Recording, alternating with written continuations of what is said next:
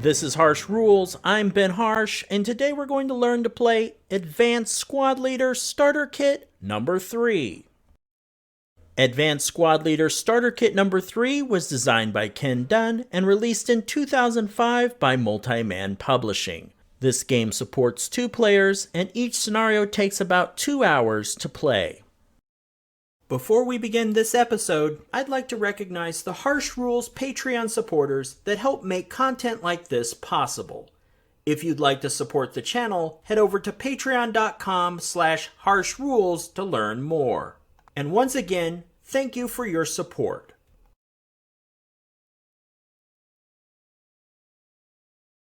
Welcome back to the Harsh Rules breakdown for the Advanced Squad Leader Starter Kit series. In this episode, we're beginning Starter Kit number 3, which deals with vehicles. In this episode, we're going to familiarize ourselves with vehicles and their movement mechanics. As always, we have a lot to cover, so let's get started. Similar to guns in Starter Kit number 2, vehicles are represented by a 5/8 inch counter. These are slightly larger than the 1/2 inch counters, such as for multi-man counters and other markers. Advanced Squad Leader Starter Kit number 3 contains 2 types of armored fighting vehicles, fully tracked vehicles like tanks and armored cars. Vehicle types can be identified by the shape behind the movement point stat in the upper right-hand corner of the counter.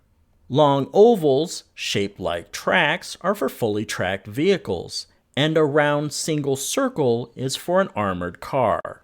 The other vehicle types I'm displaying here are featured in full ASL but cannot be found in this starter kit box set. Now, whether the vehicle's tracked or wheeled will also determine how it handles in various types of terrain. Keep in mind, while the movement point rating for the armored car is much higher, it's designed for established roads.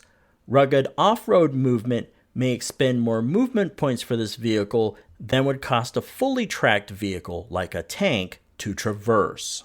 Also note that if the movement points are in red, this vehicle is prone to mechanical reliability problems. Each time a vehicle moves, it must first spend 1 point to start up.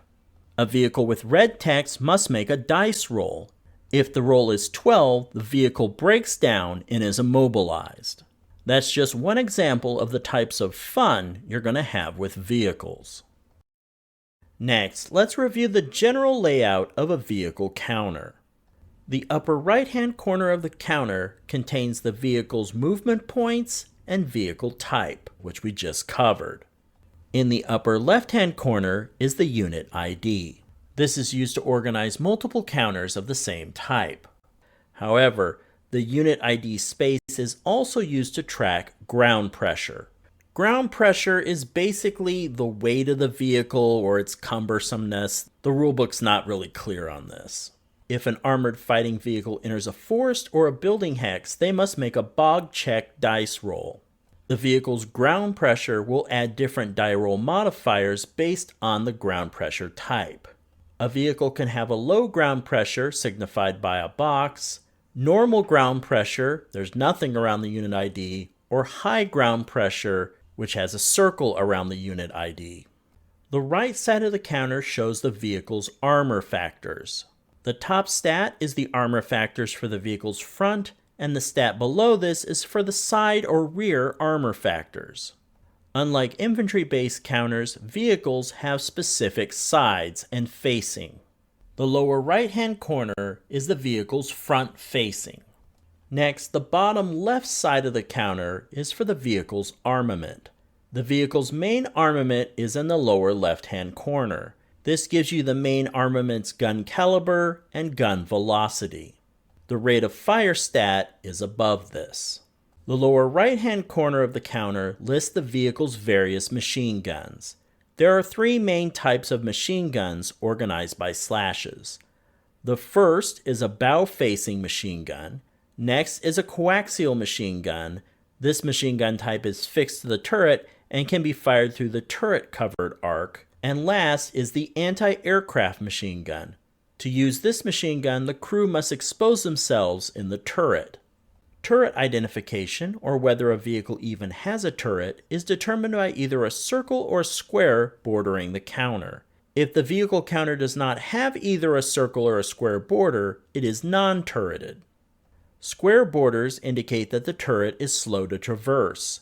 A circular border indicates that the turret traverses fast. Turret speeds add die roll modifiers in combat. Finally, on the reverse side of a vehicle counter are reminders specific to that vehicle. This counter has the crew's morale and stats for the vehicle's smoke dispenser. Keep in mind, these are just the common symbols you will find on a counter. There is a lot more than what you see here, though. Let's take a look at a resource that can help identify these. Now, I highly recommend you find the Vehicle and Ordnance Historical Notes included with this game. True to its name, this booklet contains historical information on each vehicle and piece of ordnance in this box set. More specifically though, if there are any unique rules, they will be spelled out here. The counters for both vehicles and ordnance are crowded with statistics. These stats are only meant to jog your memory. What they mean is going to be defined here. Also note that the back cover shows several different counter layouts. This is a great quick reference if you run into a counter symbol you're not familiar with.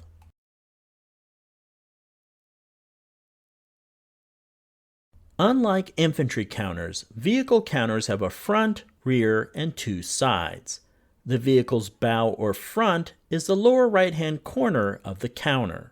When a vehicle occupies a hex, the vehicle's front is pointed at one of the 6 surrounding hex spines to indicate its facing.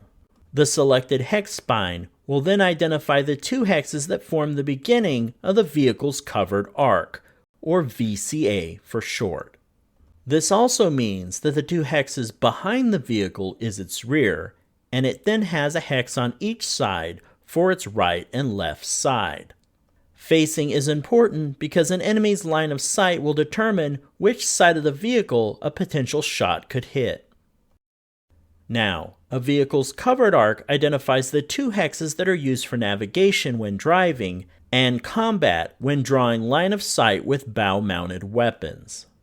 Typically, a covered arc can be changed inside a hex at the cost of 1 movement point per hex spine, or at the risk of bog for 2 movement points per hex spine if in a woods or building terrain hex. This requires the player to make a bog check by rolling 2 dice. If the modified die result is 12 or greater, the vehicle bogs and immediately ends its movement. We'll look at this mechanic in greater detail a little bit later. Therefore, in our example, if we change the vehicle's covered arc to the next hex spine, it costs 1 movement point. This changes the vehicle's front facing and identifies 2 new starting hexes for the vehicle's covered arc. The vehicle's 2 rear hexes and each side hex are also re-established. When turning the vehicle in place to its desired position, it can then drive into one of the 2 hexes for the cost of the terrain in that hex, and continue in this fashion, repositioning when necessary to navigate across the map. Another common feature of armored fighting vehicles are turrets. With turrets, vehicles are capable of establishing a covered arc separate from the vehicle facing. This is known as the turret covered arc, or TCA. From a positioning perspective, the turret covered arc follows the same general rules as the vehicle covered arc. On the counter, pointing the barrel on the line art at a hex spine defines the 2 hexes that begin the turret covered arc. Now, if the turret covered arc is the same hex spine as the vehicle covered arc, you do not need to use the counter. But once you decide to swivel your turret away from facing front on the vehicle, place the turret counter. The turret covered arc counter has 2 sides. On one side, the crew is exposed, or CE. On the other side, the hatch is secured and the crew is buttoned up. As we go through the rules, you'll see several advantages for either state. Keep in mind, though, the turret's crew status can only be changed once per movement phase. We will return to turrets in the next episode when we discuss a vehicle's armament, but this covers the basics for this episode.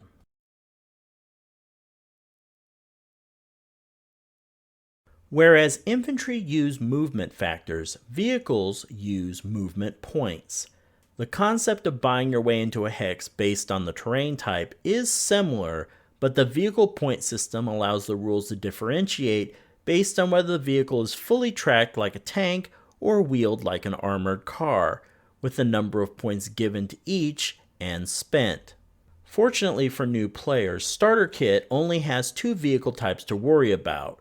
You can see here with off-road terrain that the cost for the armored car is usually greater than a fully tracked vehicle. Things get a little more complicated with roads. Armored cars typically have more points than fully tracked vehicles and can take better advantage of roads. However, to get the full benefit, vehicles need visibility, and thus turreted vehicles must have their crew exposed to see where they're going.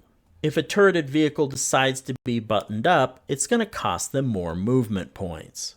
Finally, as I mentioned briefly before, buildings and woods require bog checks upon entering. Failing a bog check will cause a vehicle to become bogged, in other words, stuck. A bog removal dice roll will then need to be made to free the vehicle. Armored cars are excluded from entering buildings altogether, and the crew of fully tracked vehicles must be buttoned up to enter. We'll look at the bog check calculation a little later in this episode.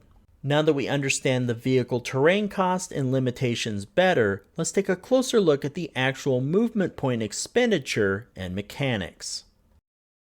When vehicles spend movement points to traverse hexes, the ASL system is also simulating speed. The more points a vehicle spends in each hex, the slower the vehicle is traveling. The inverse is also true. The fewer points spent in each hex, the faster the vehicle is traveling. Let's walk through an example to help visualize this. In this example, it's the German player's turn and the movement phase. He has 2 vehicles that he wants to test their performance. The first vehicle is an armored car with 33 movement points. His second vehicle is a Panzer 6B tank with 11 movement points. Both vehicles are stopped at the beginning of an extremely long road through the woods. Also, to get the half a point movement cost road bonus, both vehicles will have their crew exposed. In the movement phase, a player must conduct and complete the movement of one vehicle at a time. Therefore, the German player decides to move their armored car first. Now, a key rule is that a vehicle must use all of its movement points in the movement phase.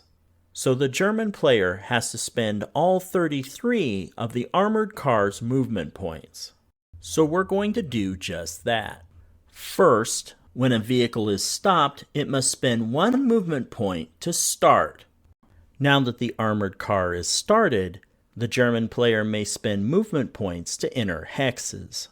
Or, while it's not necessary in this example because we're going to assume the road is straight, they can spend movement points to change their vehicle's covered arc. This means the armored car can spend 31 movement points to drive 62 road hexes. They plan to stop at the end of their movement phase and need 1 point remaining to do so. Now that he has completed his movement with the armored car, the German player may move his tank. Before spending 1 movement point to start, though, the German tank has an extra step to go through because its movement points are in red text. It must make a mechanical reliability check to see if it successfully starts. The German player rolls 2 dice, and if the die result is 12, the vehicle is immobilized. If this occurs, place an immobilized marker on the vehicle. This reminds players that the vehicle may not change hexes, turn its vehicle-covered arc, or start again. For our purposes here, though, let's say that the German player successfully starts their tank. The German player then spends 9 of the tank's movement points to move 18 road hexes, and saves the final point to stop. Looking at these results, we can see that the armored car traveled nearly 3 times the distance of the tank in the same amount of time. Therefore, on a road, the armored car is much faster than a tank. However, if the terrain were to be changed to an off-road terrain, the wheeled armored car would need to spend a lot more movement points than the tank, and thus would be slowed down considerably.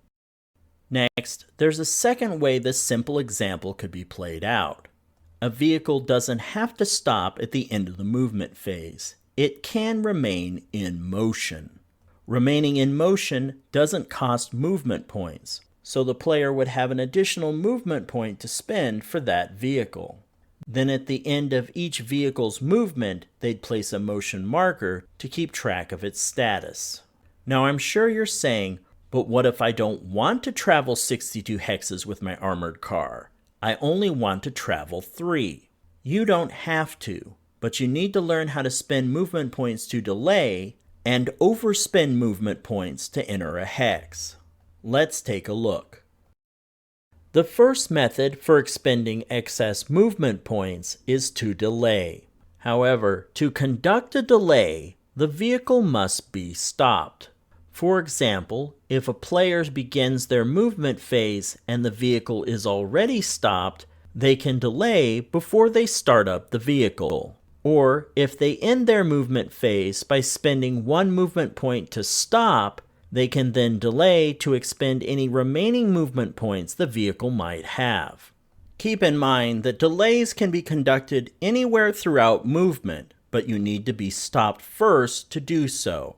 Anytime you stop, it costs 1 movement point, which means if you stop in the middle of movement and want to keep moving after that, you'll need to start again for 1 movement point. The next method is to overspend on terrain. This allows a player to spend extra points on terrain cost when moving their vehicles into a new hex. For example, you could spend 3 movement points to enter a road hex instead of the half point that is required. Remember though, the more points you spend to enter a hex, the slower you're moving. This has an effect on combat when the enemy is trying to hit you. Case 24 on the to hit dice roll modifiers table addresses this issue. When a player is moving into a new hex, their opponent may declare they're taking a shot at them. The number of points the vehicle spent to enter the hex is then evaluated. When the movement points spent are less than or equal to 1, the DRM is +4. This makes it much harder to hit the vehicle. However, greater than this, but less than or equal to 3 movement points is a +3 DRM. Greater than 3 points is a +2 DRM. So, the more movement points spent, in other words, the slower the vehicle's traveling in the hex, the easier it is to hit. Next, let's take a look at the bog check mechanic. To finish off our coverage of the mechanics of moving, let's next cover bog checks.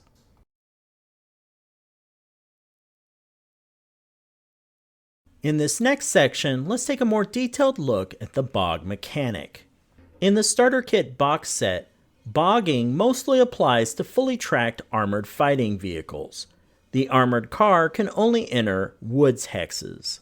To enter a building hex or change the vehicle covered arc inside a building hex requires the fully tracked armored fighting vehicle to be buttoned up and costs half of its total movement points. Then it must make a bog check. To enter a woods hex or change its vehicle covered arc inside costs an armored car all of its remaining movement points. Please note a vehicle may still spend 1 movement point to start and 1 movement point to stop. Then it must make a bog check. Fully tracked armored fighting vehicles entering a woods hex or changing its vehicle covered arc inside it may spend half of their total movement points or all of their remaining movement points. The difference will affect whether a DRM is added to the bog check. With the bog check calculation, receiving a bog outcome requires a die result equal to or greater than 12 with 2 dice, and any DRMs applied. There are several DRMs that may modify the final die result. The bog check DRMs can be found on the reference sheet foldout that comes with the game. There are two DRM cases relating to the vehicle's ground pressure. For a bog check, normal ground pressure is a +1 and high ground pressure is a +2. The next case is if the vehicle is not fully tracked. For the starter kit box set, that would only pertain to the armored car if entering a woods hex. Armored cars are prohibited from entering buildings. After that, we have a +1 DRM if gaining elevation and entering a woods hex. Pretty self-explanatory.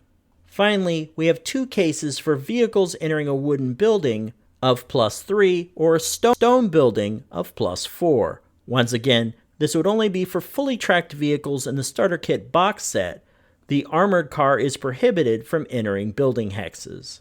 Now, if a vehicle fails its bog check, it becomes bogged down. When this occurs, the vehicle's movement ends immediately and you place a bog counter on it. Then the next turn, a bog removal attempt may be made. An otherwise mobile vehicle may attempt to eliminate bog status at the start of its movement phase, provided it is not fired during its prep fire phase. A bogged vehicle can still expend movement points for non-movement related activities, such as smoke dispensers, and can fire normally. However, after the initial phase of becoming bogged, or fire bow-mounted weapons at units in its hex unless the enemy unit it entered during the current movement phase within the vehicle's covered arc. Next, let's take a look at an example to see how this works. Next, let's take a look at the bog check example on page 24 of the rulebook. In the first turn of this example, it's the beginning of a movement phase and a T-34/85 enters Woods Hex T7 at the cost of 8 movement points. Because when a fully tracked vehicle enters a wood hex, they have a choice. They can enter for half of their total movement points, or they can spend all their movement points and avoid a DRM. In this example, the T-34 tank chooses the half movement point entry option, and will later suffer a DRM when they have to make their bog check. They in fact need to make that bog check with a dice roll modifier of +4. That's a +3 for entering a woods building hex using half of the total movement points, and a +1 for this tank's normal ground pressure rating. The Russian player rolls both dice and gets a die result of 9. Adding the +4 DRM, this gives them a final die result of 13. The 13 die result is greater than 12, and therefore the T-34/85 becomes bogged. To keep track of this, the player places a bog counter on the tank. In the next movement phase, the Russian player may make a bog removal attempt. This bog removal attempt has no DRMs. So the Russian player rolls their red die and gets a 5 die result, which equals mired outcome on the bog removal table. Therefore, they place a mired counter on the vehicle. Another turn passes and now it's the movement phase again. The Russian player may attempt another bog removal, but this time with a +1 DRM for the mired counter. The Russian player rolls the red die and gets a 3 with a +1 DRM, which equals 4, and finally they can remove the bog status from the tank. Next, the Russian player rolls the white die to determine how many movement points were spent getting the tank unbogged. The white die result is a 6, and this is multiplied by the red die result of 3, which equals 18 movement points. Now this is greater than the 16 movement points the tank has, so the T-37/85 will remain in motion in the Woods Hex T7. This is because movement points were expended, removing the bog status. The bog/mired counter is removed, and a motion counter is placed instead. And now that we've covered the basics of vehicle movement, this is a good place to stop for this episode.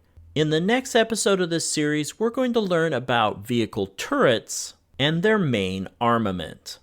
So, make sure you're subscribed to the channel and click the bell icon so you'll be notified when the next episode becomes available.